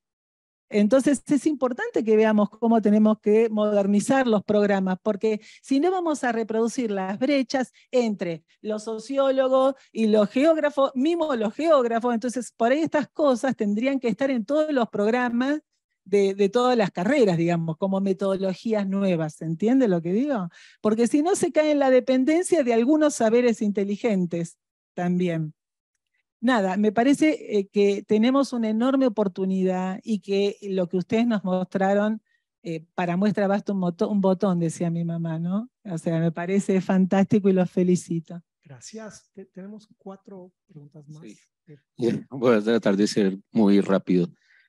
Muchas gracias por las presentaciones. Yo soy economista y a partir de lo último que menciona Alfonso Valenzuela, me llamó la atención que típicamente siempre la asociación sector financiero vivienda pues es clara y desde hace muchas décadas se ha venido trabajando, ¿no?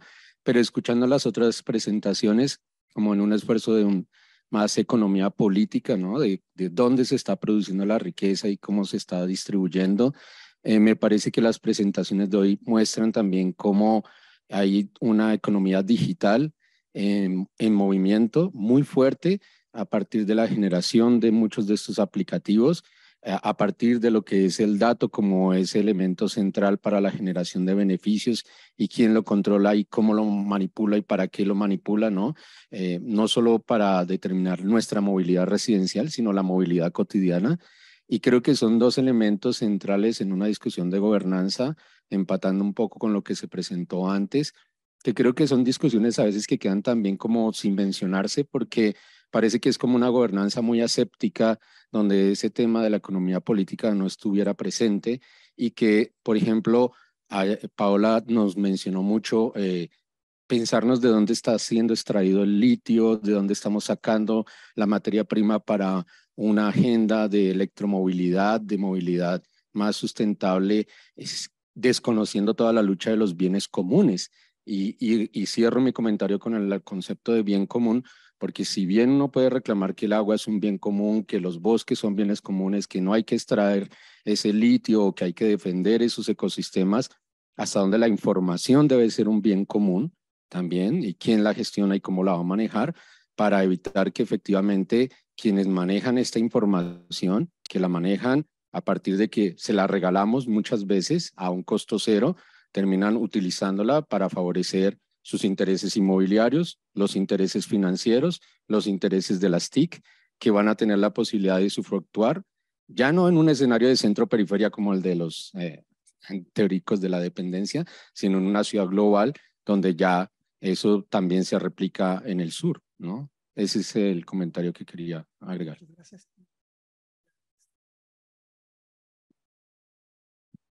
Muchas gracias de nuevo por todas las presentaciones. Voy a tratar de hacer un comentario más bien breve y pregunta a dos temas puntuales. Israel, cuando me pareció muy interesante el tema del acceso peatonal a las estaciones, y quería preguntarte, por favor, cómo funciona aquí la definición de estación, a dónde están los límites y cómo están las normas de accesibilidad. Por ejemplo, ahora en Suiza, a partir de las normas de accesibilidad y en otros lugares de Europa también, reconvirtiendo todas las estaciones y no termina, digamos, en la puerta, sino que abarca todo el espacio público, el centro intermodal y todo, y cómo pensás que puede funcionar. Y para Alfonso, que también me pareció, como todas, muy interesante esta constatación, digamos, ¿no?, de la transferencia de recursos, a veces al operador privado, a veces al mercado inmobiliario, que lo describías y lo demostrabas con datos, y tomando la figura que estaba en la última imagen, en vez de describir la realidad, digamos, cómo modificarla, ¿cómo pensás que podría haber un tipo de modelo de operación diferente que integre, como hoy hablábamos del caso de Tokio, de muchas ciudades asiáticas, en la misma operador, la prestación del servicio de transporte con un rol en el desarrollo urbano, y que eso sea una herramienta de financiamiento de la infraestructura y que libere, digamos, que no cargue todo sobre la transferencia de las arcas públicas? Muchas gracias.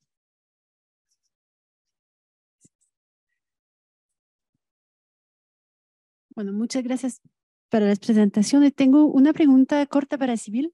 Me interesó mucho tu presentación y sobre todo la idea de trabajar sobre el MAS como desde una perspectiva, bueno, de geografía, pero también para entender cómo podría ser un instrumento de participación, ¿no? A mí me gustaría entender por qué estás trabajando con esta hipótesis, ¿no? Así que me parece súper interesante, pero lo que entiendo yo del MAS es que en muchos casos fue un instrumento de participación, no necesariamente de la población civil o de los usuarios, pero más de las empresas, por ejemplo, y de participación de las empresas a la coproducción de los datos sobre la movilidad. Así que quería saber un poco más sobre de dónde viene esa pregunta. Me parece súper interesante. Me parece también que te da una buena representación de cómo se puede articular con la idea de gobernanza, quién participa, cómo lo hacen. Y la última cosa también es que hay como toda una discusión en un momento para saber cómo se organiza, bueno, cómo se mira el MAS, ¿no? Y hay muchos estudios sobre MAS que quedan en un nivel muy técnico, que lo ven como una tecnología súper neutral que organiza los datos, pero tiene también, o podría tener, si está articulada con una visión de ciudad, una visión más política, en una perspectiva que sería más como, sí, política, más estratégica. Y estoy pensando, por ejemplo, en el caso de Amberes, que comenté esa mañana, porque ellos desarrollaron un MAS que es organizado por lo público, así que regulado por lo público, cooperando con el privado, pero muy regulado por el público, y al servicio del objetivo de bajar el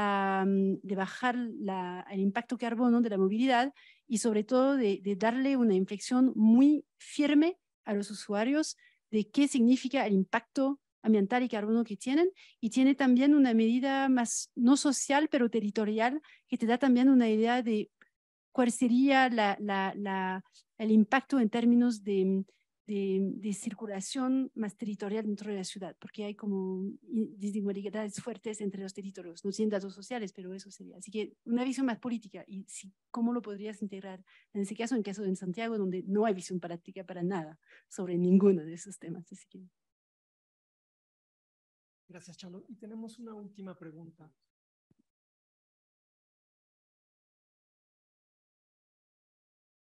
Muchas gracias. Sí, voy a ser muy puntual. Primero, para Civil, como conocer un poco cómo abordan las tecnologías, las brechas digitales, porque como bien mencionaste, Santiago es una ciudad súper desigual y ahí me agarro de los datos de Artur. Pasa lo mismo, la gente que más camina es en las periferias.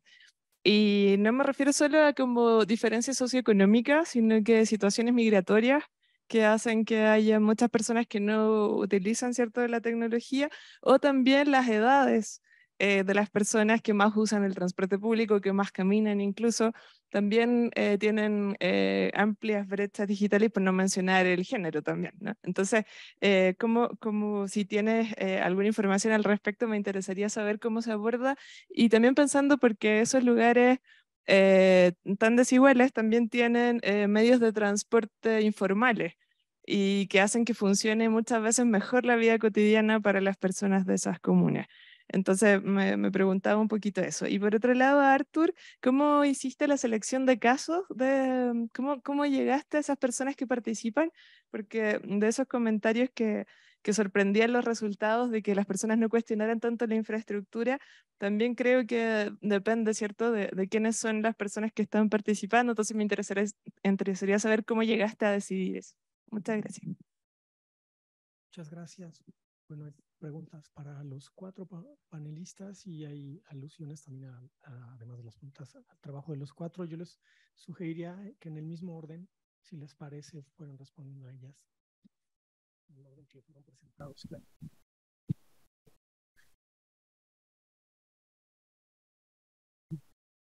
Hombre, vamos. Sí, el tema de los datos, claramente un tremendo tema.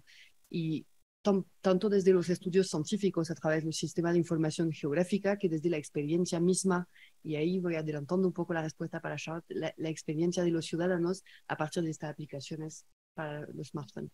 Y estos datos está cambiando y va a cambiar la forma que tenemos de diseñar, de planificar y de gobernar las ciudades. Pero hoy en día, esta cadena de valor de los datos que usted está comentando, yo le veo un conflicto muy grande y un conflicto económico que es tremendo entre quién se apodera de estos datos que tienen un valor inmenso. Por tema de referencia, el año pasado, yo creo, en marzo de 2022, Entel Chile vendió sus data centers a Equinix por un valor de $700 millones. Entonces, yo creo que ahí hay como un tema que hay como una competencia feroz entre las empresas respecto a estos datos. Y el MAS viene justamente como poner una gran interrogación sobre esto, cómo nos ponemos de acuerdo comercialmente, financieramente. Y si hoy en día se aborda el MAS desde el puro ámbito privado, también se podría abordar el MAS de otra forma. Es decir, esta interfaz de programación, ¿por qué tiene necesariamente que estar como captada por un transporte privado, por estas multinacionales de transporte que están por todo lado en el mundo? ¿Y por qué no con un Estado más fuerte no se podía pensar en justamente que los estados o el transporte público se apoderen de esto? Yo hice una entrevista a la coordinadora del Sistema de Transporte Inteligente de la subsecretaria del Ministerio de Telecomunicación y Transporte de Santiago, le expliqué un poco qué es lo que era el MAS y le pregunté, bueno, y frente a esta definición, ¿qué piensa de este concepto? Y la primera cosa que me contestó fue el dato, este potencial acceso a los datos que este modelo digital nos podría entregar. Porque hoy en día en Chile están sacando la ley de Uber y está tratando de obligar Uber a entregar sus datos al gobierno. Porque lo que me explicaba, que se llama Viviana Muñoz, no sé si la puedo citar acá, pero bueno, y lo que me explica, si no estamos grabados, disculpa Viviana, lo que me explica Viviana es que hoy en día el Estado sacan los diagnósticos, hacen las licitaciones, entregan toda la carpetita lista para la movilidad y después son las empresas que captan y son las empresas que van a sacar una rentabilidad sobre todo esto. Entonces, el tema del dato ahí es como el valor económico es muy, muy importante. Porque me refiero a lo que hicieron muchas colegas que trabajaron sobre la cuestión institucional allá, que la ley con la única extensión de verlo. Sí. Las empresas que participan, las empresas que participan en la asociación, que participan en la actividad, nosotros nos invitamos a esta mesa de diálogo con actores del gobierno, pero con una apertura y una voluntad de tratar de la base. Digo, hay ciertas, no digo que no interese, porque eso estamos en un sistema, ya sabemos, no hace falta que pero quizás, digo, hay ciertas, esta gobernanza, hay que pensar como la construimos porque no tenemos que demolir a cerrar una forma. Como digo, nosotros los invitamos su conocimiento, su las limitaciones que origen que recordamos por la academia de información institucional. Era una buena predisposición para quizás, o sea, pensemos profundamente sobre la gobernanza sabiendo que vivimos en un sistema político. O sea, vamos a hablar del poder, de la desigualdad, lo que es importante es saber que hay también, no sé, que tenemos que no se dan cuenta de cómo pensar ahora. Y de hecho, respecto al MAS, todavía no hay como un acuerdo común desde la literatura misma sobre cómo controlamos estos datos, cómo manejamos este dato, porque hay como textos que apuntan más al open source, y hay otros textos que dicen que afuera de un marco legislativo no se va a poder hacer nada. Entonces yo creo que primero hay que ponerse de acuerdo para después implementar. Claro.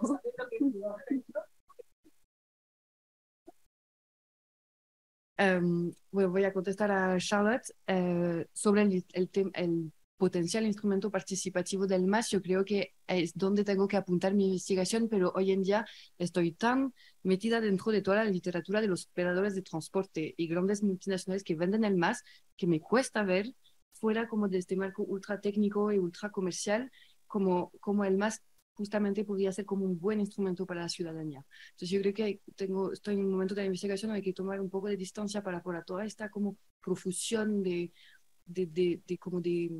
son comunicación marketing en el fondo. Entonces salir un poco de eso para ver. Y yo creo que la entrada de la participación ciudadana va a ser a través de la intermodalidad. Y yo creo que ahí hay como un tema importante y sobre todo frente a la organización como espacial de Santiago, o se ve que hoy en día la intermodalidad ya existe. O sea, con gente que habita en la zona periférica como Lampa, por ejemplo, va a caminar, después tomar un metro que le va a llevar a un bus que le va a llevar al metro y este metro que le va a llevar a otro lugar, etc. Entonces yo creo que por el lado de la intermodalidad me gustaría abordar la participación del MAS desde el punto de vista de la participación ciudadana. Y eso se junta un poco con la respuesta que le quiero dar a Karen, que cómo se aborda el MAS con el transporte informal y en zonas periféricas de Santiago, porque yo con muy buenas intenciones llegué a la zona periférica de Santiago con mi celular y Google Maps no me encontraba el recorrido que quería hacer. La tarjeta VIP la mostré al chofer y me dijo, no, acá se paga con peso y no tengo vuelta, así que si no tienes gusto, bueno, estamos lejos del modelo de MAS todavía en Santiago. Así que no sé lo que voy a hacer con este contexto de investigación, pero hay muchas preguntas. Bueno, gracias por las preguntas. Entonces, primero sobre los datos que tenemos ahorita para una perspectiva comparativa, sí, totalmente. Pues trabajamos en Modioal y vimos desde el principio la desigualdad en disponibilidad de datos entre Bogotá y Lima, porque en Bogotá pudimos trabajar con una encuesta de movilidad urbana de gran calidad de 2019 que nos permitió hacer muchas modelizaciones, trabajos de tipologías, de ciclistas, de perfiles de peatones.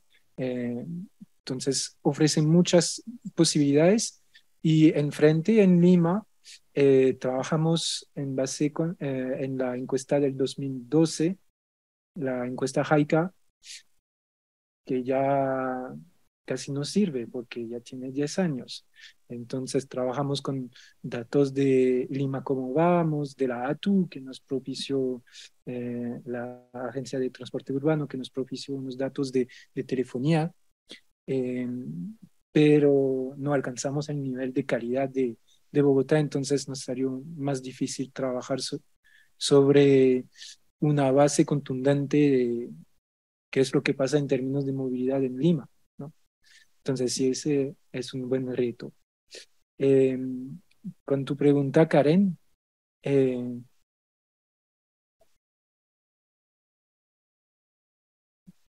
que ir rápido. Bueno, voy a solo terminar rápido con Karen. Entonces son entre 10 y 12 entrevistas semiestructuradas por zona. Entonces, el criterio primero fue la zona donde vive la persona. ¿Ok? Entonces, 4 zonas, 3 periféricas, una central. Y reclutar habitantes fue un poco difícil, pues siendo extranjero, por ejemplo. Quizás me abrió unas puertas, pero entonces fue a través de redes sociales, a través de contactos que ya se habían hecho en el marco del proyecto Moyoral y Bola de Nieve, pero respecto a una diversidad de lugares de domicilio, en términos también de género y en términos de edad. Sin embargo, no trabajé con niños porque implicaba también otra metodología.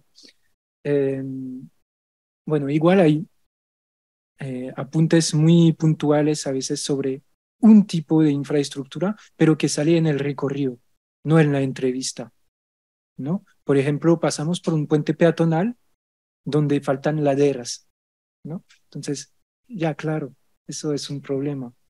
Eso sí, es más un eje que salió y que me sorprendió. Y ya.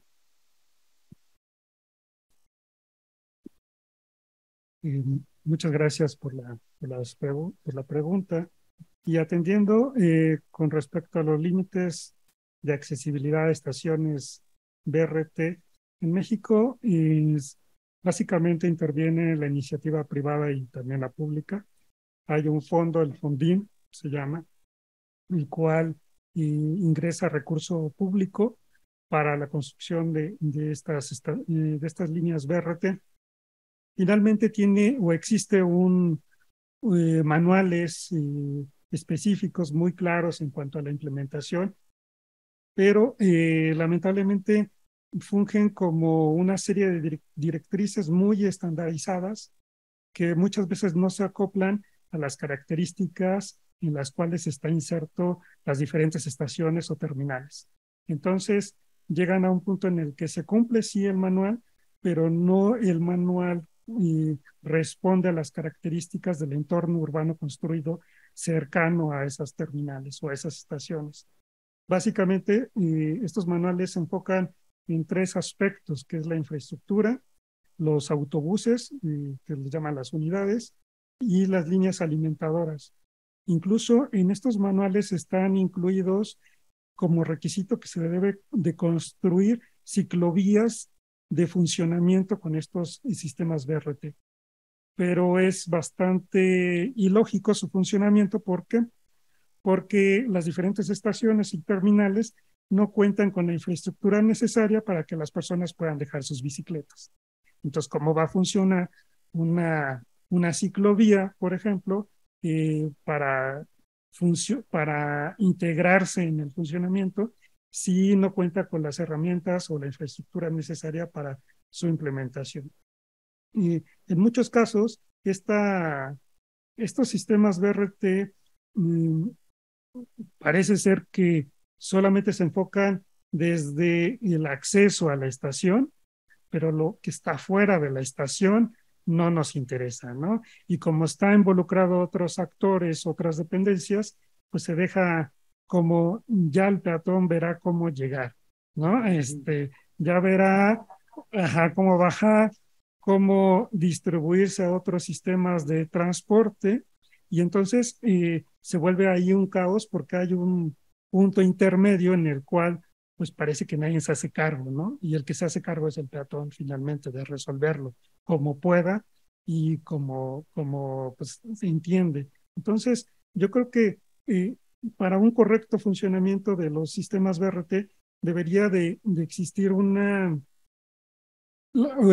contemplarse que el entorno cercano a las estaciones pues debería de ser contemplado desde el inicio en su desarrollo, en su implementación, y no solamente como un espacio en el cual de alguna manera el municipio, el ayuntamiento verá la manera de integrarlo.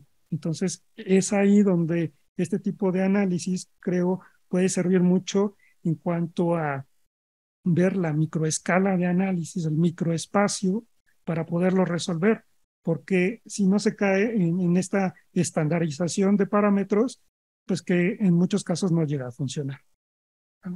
Gracias. Sí, brevemente, las fuentes son varias, entonces, una sí es una empresa, creemos que hicimos un convenio con abogados y todo para nada más utilizar esa información para porque si no el costo hubiera sido brutal, ¿no? El siguiente son los de telefonía. Sí aprovechamos un contacto con una investigadora y ella, digamos, sí en sus trabajos hace la liga a la información, entonces es de libre acceso ahora, ¿no? A partir de lo que ella ya elaboró. Y el último es el de NUE, que es, digamos, los datos de las unidades económicas, y ese es gratis, digamos, es información abierta de gobierno. Ahora, para elaborar la información, pues digamos, no necesariamente hay que ser uno matemático o ciencia de datos. Yo soy urbanista, por ejemplo, pero en el equipo sí tenemos, digamos, un equipo de 4 o 5 personas. Sí, sí, entonces, afortunadamente sí jalamos gente, pues sí, de estas áreas, ¿no? Y ellos, digamos, el conjunto, yo creo que justamente como comentas. Efectivamente, sí, para el manejo y uso de datos, que se crea esta economía digital, para su aprovechamiento, pues obviamente de todos modos no es fácil y tendría que haber capacitaciones al respecto, porque luego con eso que comentan de los ciudadanos inteligentes, pues también necesitan poder usarlo, saber usar los datos, no solo que estén disponibles. Y en ese sentido, por ejemplo, es interesante la experiencia de la Unión Europea, donde también están exigiendo que haya una especie como de traducción de muchas de estas informaciones, por ejemplo, de los algoritmos que ahorita se usan mucho. Entonces, a ver, ¿qué implica este algoritmo y qué sesgos tiene? O sea, tradúcelo, ¿no? Entonces ya hay unas leyes que ya están recuperando. Y ya nomás por último, esta cuestión de que un modelo de operación diferente en, digamos, sistemas de infraestructura, pues yo creo que habría varias opciones. Una, digamos, la manera como se financian las infraestructuras, que digo, son estos instrumentos a donde podría tener digamos, una visión que integre la perspectiva pública, digamos. Y la otra tendrá que ver un poquito más con la planeación urbana. Por ejemplo, si se hacen líneas de transporte a ciertos lugares, se valorizan esas zonas y entonces a veces también se captura la plusvalía, ¿no? Entonces hay mecanismos, pero sí se tienen que plantear y tiene que haber, digamos, uno tiene que tener claro que se transforma el territorio y que, digamos, hay unas maneras de recuperar esa plusvalía, pero muchas veces pues los intereses dominantes no van a querer, ¿no? Pero entonces, digamos, es una lucha en ese sentido. Bien. Muchas gracias a los 4. Bueno, todos creo que coincidimos en que las 4 fueron grandes presentaciones con temas pertinentes, enfoques y metodologías desafiantes y también muy justas y muy bien llevadas. Aquí concluye la mesa y seguramente Elliot va a hacer algunos avisos. Perfecto. Muchas gracias a todos.